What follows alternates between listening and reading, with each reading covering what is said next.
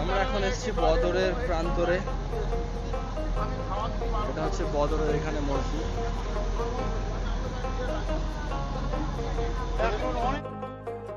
এটা বালির একটা পাহাড়। এটা হচ্ছে সেই পাহাড় বদরের সময় নবীজি সাল্লাল্লাহু আলাইহি ওয়াসাল্লাম, বদরের যুদ্ধের সময় নবী সাল্লাল্লাহু আলাইহি ওয়াসাল্লাম আল্লাহর দরবারে এত কান্না কেঁদেছিলেন, আল্লাহর দরবারে এত কান্না কেঁদেছিলেন যে আল্লাহ তাআলা ফেরেশতা পাঠিয়ে দিয়েছিলেন ওই বদরের যুদ্ধে সাহায্য করার জন্য, সাহাবীদের সাথে যুদ্ধ সাহায্য করার জন্য। তো এটা হচ্ছে সেই বালির পাহাড় যেখানে আসমান থেকে আল্লাহ রাব্বুল আলামিন ফেরেশতা নাজিল করেছিলেন। তো এটা মালাইকা পাহাড়ও বলা হয়। এটা হচ্ছে সেই পাহাড় বদরের প্রান্তে। আল্লাহু আকবার, আল্লাহু আকবার।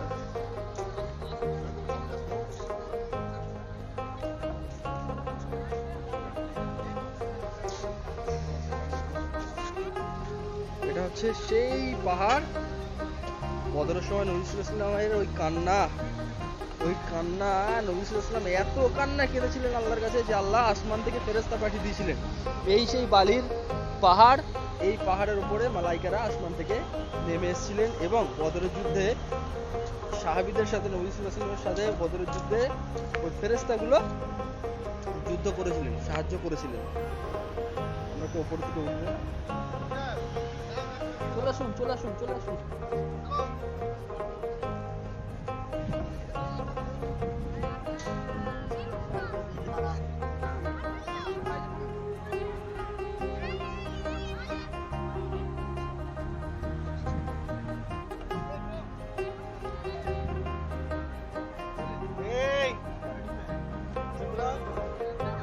পুরো পুরো বালি ওটা খুব মুশকিল হয়ে যাচ্ছে, তারপরে ওটার চেষ্টা। আল্লাহু আকবার। পা বসে যাচ্ছে বালিতে। পুরো বালির একটা পাহাড়। আল্লাহ,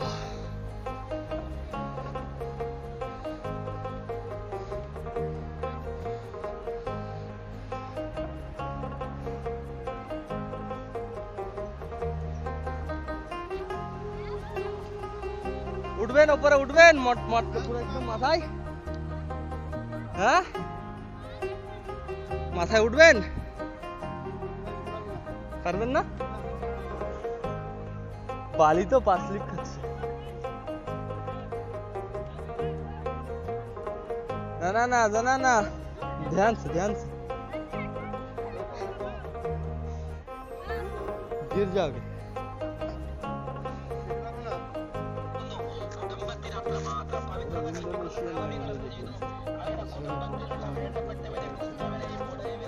এটাই সেই বদরের প্রান্তর না?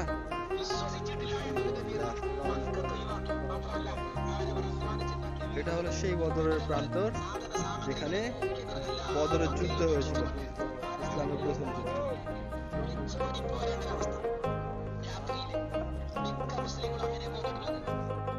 হচ্ছে সেই কুয়া যেখানে আবু জেহেল হত্যা করা হওয়ার পরে, ওর সাথীগুলো হত্যা হওয়ার পরে এই কুয়ার মধ্যেই পড়েছিল, এই কুয়ার মধ্যে ফেলা হয়েছিল। এটা সেই কুয়া। আর পুরোটাই হচ্ছে বদরের প্রান্তর। এই পুরো প্রান্তর জুড়ে বদরের যুদ্ধ হয়েছিল। এই যে ঐতিহাসিক বদর প্রান্তরে যে বদর যুদ্ধের মাঠ, এই মাঠের সামনে আমরা দাঁড়িয়ে আছি।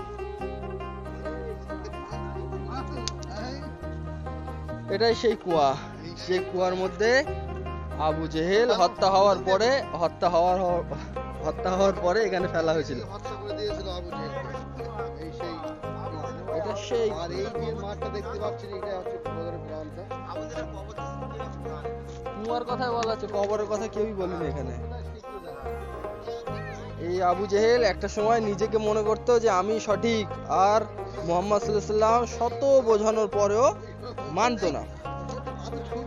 ও এমনকি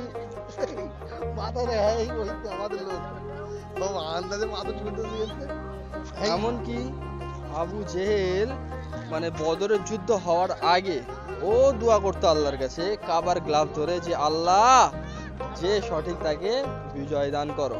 মানে আবু জেহেল তখনও মনে করতো যে ওই সঠিক। এখনো আমাদের সমাজে এরকম অনেক মানুষ আছে যারা সমস্ত কিছু জানা বোঝার পরেও মনে করে যে সেই সঠিক, কিন্তু আদৌ তারা মিথ্যাবাদী হয়। যাই হোক, আমাদের এখনো সচেতন হওয়ার দরকার যে আমরা ভাবলেই সেটা সঠিক হয় না, সেটা ভালো করে ভেবেচিন্তে বিচার করতে হয়। তারপরে যা হলো, বদরের যুদ্ধে নবী সাল্লাল্লাহু আলাইহি ওয়াসাল্লাম 313 জন সাহাবা নিয়ে বিজয় লাভ করলেন, আর আবু জেহেল হত্যা হয়ে এই কুয়ার মধ্যে পড়ে থাকলেন। এবং নবীজি সাল্লাল্লাহু আলাইহি ওয়াসাল্লাম আসার সময় মানে ফেরার সময় ওই কুয়ার ধারে এসে বললেন আবু জেহেলকে, যে আবু জেহেল এবং ওর সাথে কিছু সাথীও ছিল, তো বললেন তোমরা কি তোমাদের বদলা পেয়ে গেছো?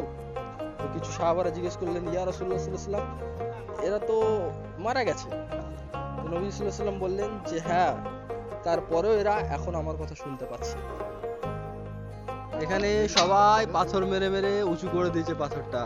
আবু জেহেল যে একটা সময় নিজে মানে মাশা যে একটা সময় নিজের লিডারশিপের জন্য মানে মানুষজন আমাকে ভালো বলবে, আমার পেছনে থাকবে, আমি মোহাম্মদ সাল্লাল্লাহু আলাইহি ওয়াসাল্লামের খিলাফে থাকবো, তাহলে সবাই আমার সাথে থাকবে, হ্যাঁ এই ভাবতো নিজেকে। যার কারণে মানে সঠিকটা জানার পরেও মোহাম্মদ সাল্লাল্লাহু আলাইহি ওয়াসাল্লামের সাথ দিইনি, কালেমা পড়িনি, সেই আবু জেহেল হাসার কি হলো, এই অবস্থা হয়ে গেল। তো অনেক সময় সত্য জানার পরেও ওই সমাজ কি বলবে ও কি বলবে সবাই ছেড়ে চলে যাবে, এটা হলো মহা গোমরামি আর মূর্খতার কাজ। যখন সত্যটা এসে গেল তখন সত্যর সাথেই থাকতে হবে। মদিনাতে চলে এসেছি, এখন আমরা সবাই রাত 12টা বাজে, 1:20 আমাদের জান্নাতুল রিয়াজুল জান্নার মধ্যে এন্ট্রি আছে। আমরা সবাই গোসলগুলো রেডি হয়ে আলহামদুলিল্লাহ রওনা হয়েছি মোহাম্মদ সাল্লাল্লাহু আলাইহি ওয়াসাল্লাম আমাদের নবী সাল্লাল্লাহু আলাইহি ওয়াসাল্লাম রওজাতে সালাম পেশ করতে। আল্লাহু আকবার কাবীরা।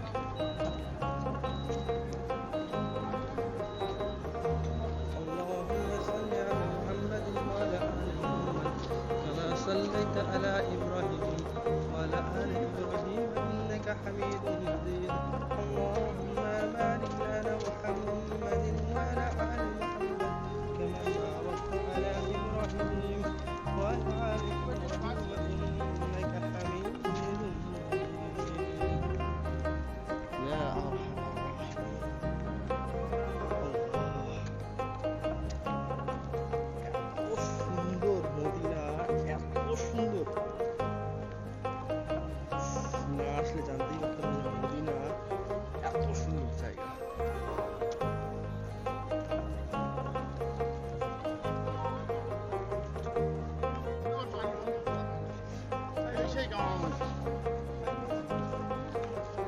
সুন্দর দোয়া করে নি, দোয়া করেছিলেন একটা অনেক আল্লাহ আল্লাহ সামনে মসজিদে নববী। اللهم صل على محمد اللهم صل على محمد وعلى آل محمد كما صليت على إبراهيم وعلى آل إبراهيم إنك حميد مجيد اللهم بارك على محمد وعلى آل محمد كما باركت على إبراهيم وعلى آل إبراهيم إنك حميد مجيد এখান থেকে সেই সবুজ গম্বুজটা দেখা যাচ্ছে, মাহবুব সাল্লাল্লাহু আলাইহি ওয়াসাল্লামের রওজা। আমরা চলে এসেছি এখান থেকে। ওফ আল্লাহ, এটা হচ্ছে মসজিদে নববীর বাইরের অংশ। ও ওই যে সবুজ গম্বুজ দেখা যাচ্ছে, মুহাম্মাদুর রাসূলুল্লাহ সাল্লাল্লাহু আলাইহি ওয়াসাল্লাম। আল্লাহ আল্লাহ, এত সুন্দর, এত সুন্দর।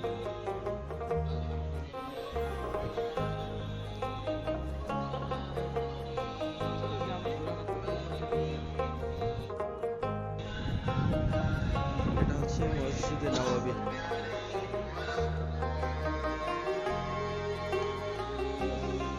এত সুন্দর,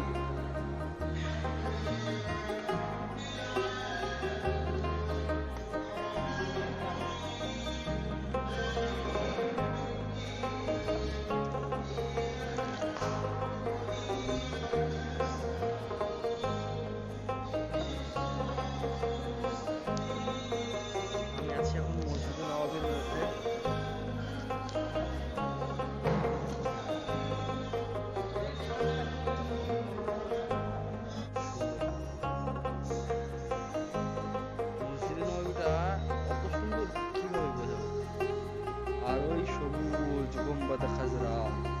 তার নিচে আমার নবীজি মুহাম্মদুর রাসূলুল্লাহ সাল্লাল্লাহু আলাইহি ওয়াসাল্লাম রেস্ট করছেন।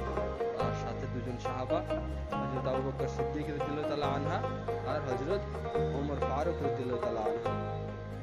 আমাদের 1:20-তে রাত 1:20-তে রিয়াজুল জান্নাত ঢোকার যে কনফার্মেশনটা সেটা হয়েছে আমাদের রাত 1:20-তে সম্ভবত। তো আমাদের যদি এখন অনেক সময় আছে, আমরা আগে ভাগেই চলে এসেছি, অপেক্ষা করছি এখানে। 1:20 বাজলে, যদি 1:20-তে হয়, এখন রাত 1:20, যাই হোক, যদি রাত 1:20-তে হয় তাহলে আমাদের এখন অনেকটাই সময় আছে। সঙ্গে সঙ্গে গিয়ে রিয়াজুল জান্নাতের মধ্যে ঢুকে পড়তে হবে। রিয়াজুল জান্নাত হচ্ছে এমন একটা অংশ, রাসূল করিম সাল্লাল্লাহু আলাইহি ওয়াসাল্লাম বলেছেন যে আমার হজরা থেকে আর যেখানে উনি খুতবা দিতেন ওই জায়গাটা হচ্ছে